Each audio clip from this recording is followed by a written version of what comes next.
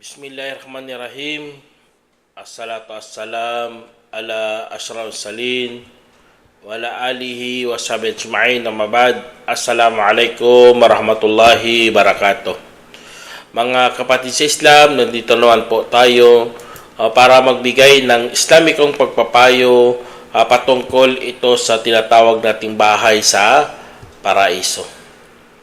Opo, lahat po tayo ay humahangad na magkaroon ng bahay na kung saan ipagmamalaki natin doon sa mga lahat, doon sa paraiso. Lalo na ang mga lahat ng tao ay magkakaroon ng bahay doon.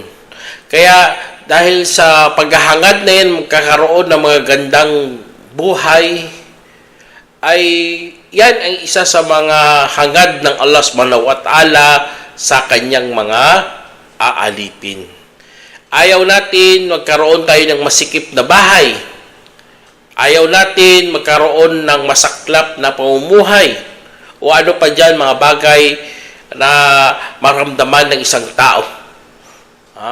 Kaya mayroong hadith na sinabi dito, an Abdullah bin Umar radiyallahu anhuma qal sami'tu an-nabiy sallallahu alaihi wasallam yaqul innama syu'mu fi thalatha fil farasi wal mar'ati wad dar. Sa inulat ni Abdullah bin Umar radiyallahu anhu na aking narinig ang propeta sallallahu alaihi wasallam na nagsasabi, ang tanging kamalasan ay nasa tatlo: nasa kabayo at asawa at tahanan. Isinalay sa ni Bukhari. Kaya ang kamalasan, mga kapatid, alam naman natin ibig sabihin kamalasan. Kamalasan kapag merong epekto sa buhay mo na kung saan ibababa ka ng husto o kaya ang feeling mo hindi ka satisfied. Yun ang tinatawag natin kamalasan. Kaya sa Islam, napunta lamang sa tatlo. Una-una sa kabayo. Ibig sabihin sa kabayo dyan, hindi mabilis ang kanyang sasakyang hayop. Applicable din yan sa mga lahat ng mga sasakyan. Example, sira-sira, bulok, mahina, sasakay ka, gusto mo makaabot sa oras pero nasira sa kagitnaan ng daan, umusok ang makina. Ganon po mga kapatid. Kasi nga, nalo kayo na parang ma-feel mo na malas ka naman na kaya yan isa sa mga yun. Kaya sa Islam napakalinaw to, tatlo lang. Tapos sa asawa, malas ka sa asawa, ibig sabihin ang asawa mo mga mabunganga, hindi pa nagsasala, o gumagawa ng mga kalaswaan o ano pa dyan. Tapos sa tahanan, ibig sabihin sa tahanan, malas sa tahanan, isa mo napakaliit, hindi ka makagalaw o ano pa dyan. Kaya lahat na yan mga kapatid, mga pagsubok kasi yan ng Allah subhanahu wa ta'ala.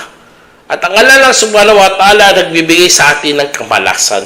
Kaya sa sa kamalasan na yun, isa sa mga makaramdam dito sa mundo.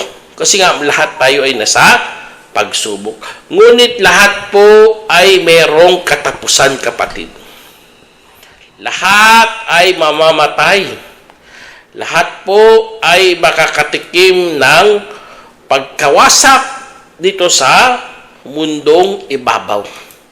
Kaya huwag tayong mag-isip talaga na tayo tatagal talaga sa mundo. Kasi nga mayroon tayong katapusan.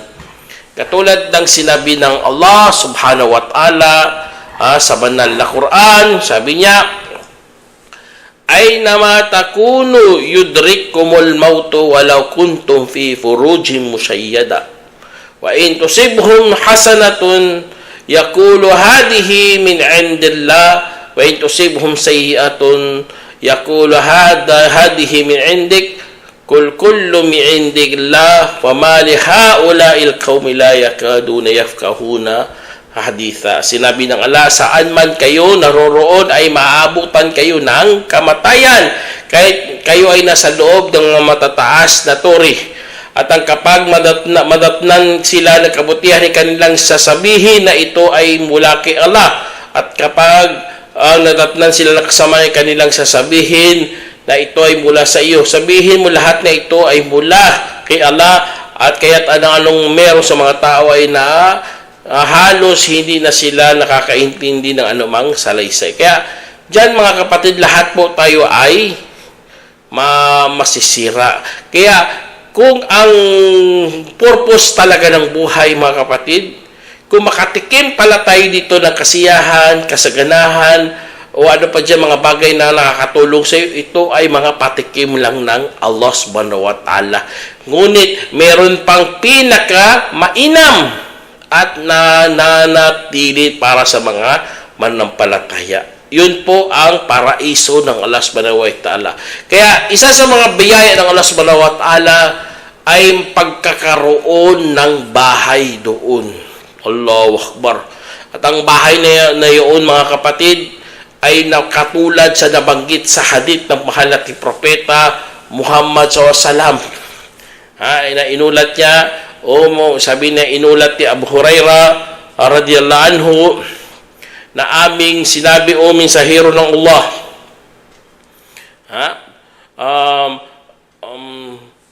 sa paraiso gawa ba saan? Kanyang sinabi, sa tisa na mula sa ginto at tisa mula sa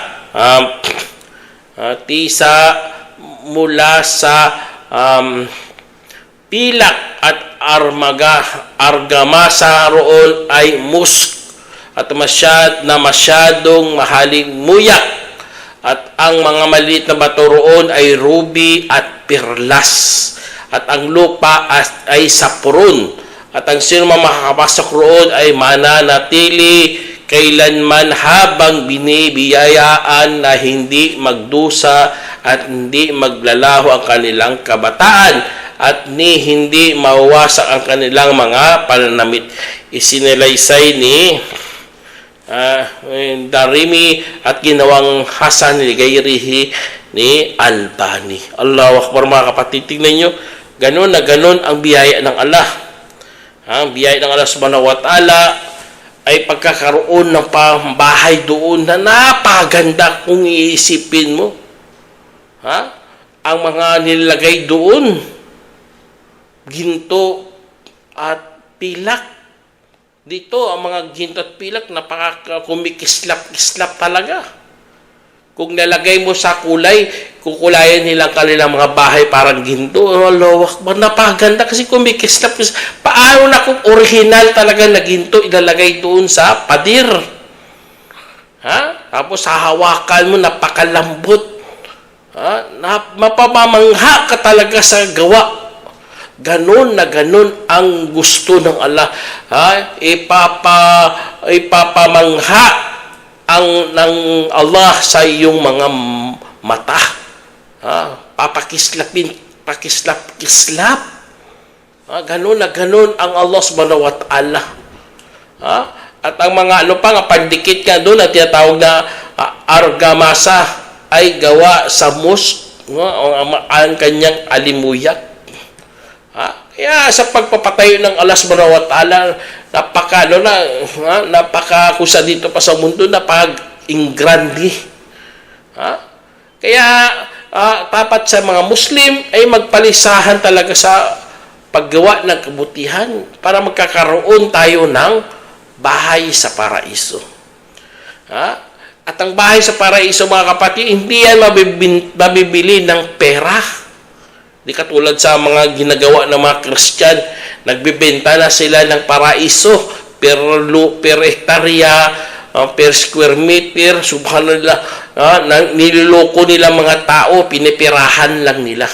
Pero sa atin, alam nyo paano natin ipapatayo ang bahay sa paraiso. Katulad sa hadith ito, Al-Uthman bin Affan qal sami'tu Rasulullah sallallahu yaqul man bana lillahi masjida banallahu lahu mithlahu fil jannah.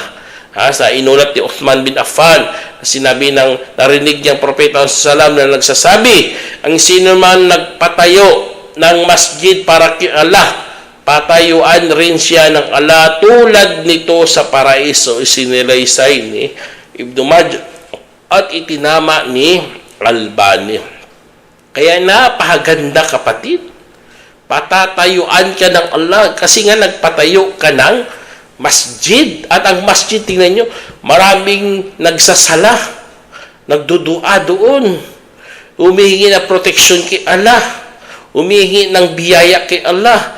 Lahat ng mga madadalisay ng mga Muslim, lahat ng mga nagpapakabanal, doon pupunta sa itinayo mo na masjid. Allahu Akbar. Huwag kang mag-alala, kapatid, kahit na malaking pera ang ginugol mo dyan sa masjid na yan, magkaroon ka naman ng bahay sa paraiso. Kaya napakagandang achievement yan, magandang investment ng pera. Kasi nga, sa mga nagpapatayo ng masjid, huwag kayong mga kapatid, dapat bukas palad talaga tayo sa pagpapatayo ng mga masjid. Kasi nga, magkakaroon ka ng bahay doon sa paraiso. Allahu Akbar.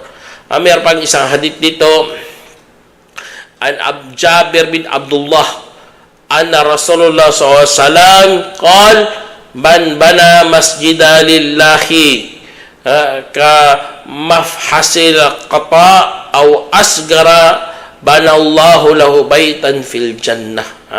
Na inulat ni Jabir bin Abdullah radhiyallahu anhu na sinabi ng Sahiro sallallahu alaihi wasallam, ang sino man nagpatayo ng masjid para kay Allah, katulad ng pugad ng sangros o mas maliit pa, patayuan rin siya ng Allah ng bahay sa paraiso. Ang sangros, mga kapatid, yun, mga ibon yun, gumagawa ng pugad. Kapag yun ang ginawa mo, parang pugad, kahit ganun lang, Allahu Akbar, papatayuan ka pa rin ng Allah ng, basta intentionally nagpatayo ka ng masjid. Kung kaya mo, ang masjid na maliit lang, huwag ka mag-alala. Ang Allah subhanahu wa ta'ala, bibigyan talaga ng reward ang iyong pinatayong masjid. Ang mga ibon ka na sangros, mga kapatid, ang kanilang ginagawa, gumagawa silang pugad doon sa, hindi katulad ng ibang ibon. Ang ibon na ito, sangros, nagpapatayo ng pugad na sa ibabaw ng lupa. Allah, ganun ang kanyang. Kaya isa sa mga pinakamagandang gawain kung saan papatayuan ka ng Allah subhanahu wa ta'ala ng bahay sa paraiso, ang 12 rak'ah. Katulad na inulat ni Ummu Habiba radhiyallahu anha, na asawa ng propeta sallallahu alaihi wasallam, na aking narinig ang propeta sallallahu alaihi wasallam na nagsasabi, walang aliping Muslim na nagdarasal para sa Allah ng bawat araw ng 12 rak'ah ng kusang loob na hindi naman obligasyon, maliban na patayuan ng Allah ng bahay para sa kanya sa paraiso, o maliban na patayuan siya ng bahay sa paraiso. Kaya lahat ng mga kapatid sa hadith na sa Sahih Muslim na nabanggit, patatayuan ka ng Allah ng bahay sa paraiso. Kasi nga, nagsumikap kay araw-araw, ganun ang ginawa mo. Kusang loob yan eh. Mga sunnah, tinatawag natin mga mustahab. Kasi ganun ang pag-iisip natin. Ang gusto natin sa ating maliit na gawain na ito, ay kailangan makapasok tayo sa paraiso ng Allah subhanahu wa ta'ala. Alam naman natin, mga sunnah natin, Fajr, 2, Sara Duhur, 4 sa una, 2 sa huli, sa Asar, wala, sa Maghrib, 2, tapos sa Isha, 2. Kaya yun, isa sa mga mga kapatid yun, mga 12 na yun, inshallah, magkakaroon ka ng bahay sa paraiso. Ano pa? Sa pagbabasa rin ng Suratul Ikhlas. Katulad ni sa dito, an Muad bin Anas al-Juhani, صحيح رسول الله صلى الله عليه وسلم عن النبي صلى الله عليه وسلم قال من قرأ قل والله أحد حتى يختمها 10 مرات بنى الله له قصرا في الجنة. Inulat ni Mu'adh bin Anas al-Juhani na nakasama sa Propeta sallallahu alaihi wasallam ay nagsabi na sinabi ng Propeta sallallahu alaihi wasallam, ang sino nang nagbasa ng Qul Huwallahu Ahad ng 10 beses, patayuan siya ng ala ng palasyo sa paraiso. Allahu Akbar, patatayuan ka ng ala ng palasyo. Alam naman natin ang Suratul Ikhlas, napaka-liiksing Quran lang yan, pero napaka malaman ang kahulugan. Kasi nga, tinutukoy dyan lagi ang kaisahan ng Allah subhanahu wa ta'ala. Kaya, bilang Muslim mga kapatid, alhamdulillah, ang mga ganitong mga gawain, huwag nyo kalimutan talaga na magsagawa ng ganitong mga pagbabasa.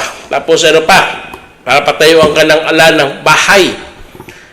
Kapag ang anak mo ay namatay, at ikaw ay nagtiis, katulad sa hadith na an Abi Musa al-Ash'ari ana Rasulullah sallam qal idha mata waladul abdi qala Allahu li malaikatihi kabadtum walada abdi fayaqulun na'am fayaqul kadabtum thamara fuadihi fayaquluna na'am fayuqal madha qala abdi fayaqul hada hamidanka wastarja'ah fayaqulu Allahu ubnu li abdi baitan fil jannah wasammuhu baital hamdi. Inulat ni Al-Musa al-Ash'ari na sinabi ng Propeta sallam, kapag namatay ang anak ng alipin, sabihin ng ala sa kanyang mga anghel, kinuha ba ninyong anak ng aking alipin? Kanilang sasabihin, opo. Kanyang sasabihin, kinuha ba ninyo ang bunga ng kanyang puso? At kanilang sasabihin, opo. Kanyang sasabihin, ano sinabi ng aking alipin? Kanilang sasabihin, ikaw ay kanilang pinupuri at ibinabalik sa iyo. Sabi ng ala, patayuan ninyo ang aking alipin ng bahay sa paraiso at tawagin ninyo na bahay ng papuri. Isinalaysay ni Tirmidhi at ginawang hasan ni Albani. Allahu Akbar, tingnan nyo. Ganun ang buhay ng mga mu'min. Kapag namatayan sila ng mahal sa buhay, lalo ng mga anak, nagtitiis sila at saka nagsasabi, mga kapatid, ang sasabihin nila, alhamdulillah. Tapos, la inna lillahi wa inna ilaihi raji'un. Allahu Akbar. Tingnan, nag-alhamdulillah pa, nagpapuri pa kay Allah. Kapag ginawa mo yan, patatayuan ka ng Allah subhanahu wa ta'ala ng bahay doon sa paraiso na tinatawag na Baitul Hamd. Allahu Akbar. Kaya, yun, ang hadith na yan na inulat ni Tirmidhi at ginawang hasan ni Albani. Kaya, dyan sa hadith na yan, yun, kapag mga sakit dumarating sa buhay natin, mga pagdadalamhati, dapat pagtiisan mo talaga at papurihin mo na lang si Allah subhanahu wa ta'ala. Kasi lahat yan, mga kaloob ng Allah. At tapos magkakaroon ka pa ng bahay na tinatawag na Baitul Hamdi. Allahu Akbar. Tapos ano pa mga kapatid, para magkaroon ka ng bahay sa paraiso? Dapat magdikir ka kapag pumasok ka sa palengke. Allahu Akbar. Kasi sa lugar na yan, napaka-abala ng mga tao sa pagninegosyo, sa pakipag-usap. Lahat yan, nandyan ang makamundo. Ikaw, bilang manampalataya, iniisip mo si Allah subhanahu wa ta'ala, kahit makamundo ang nandyan, nagiging para sa kabilang buhay. Allah. Kasi nga, nagdidikir ka subhanallah, astagfirullah, Allahu Akbar, o ano pa dyan, mga sinasabi mo para alalahanin si Allah subhanahu wa ta'ala.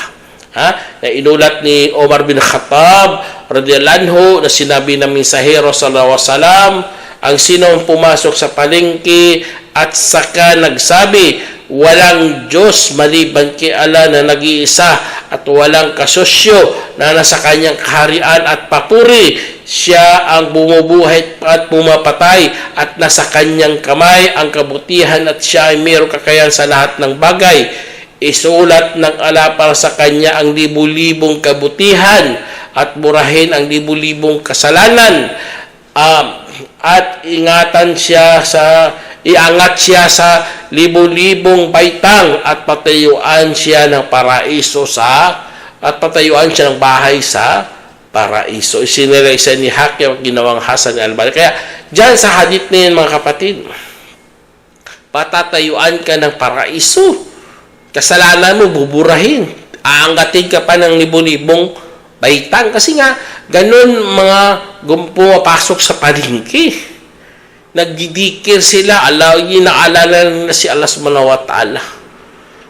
Kaya mga ganito mga bagay, mga kapatid, dapat ibigyan talaga natin ng halaga. Kasi napakaliit na ano to eh. Kung ang mga manampalataya lang nakakaalala.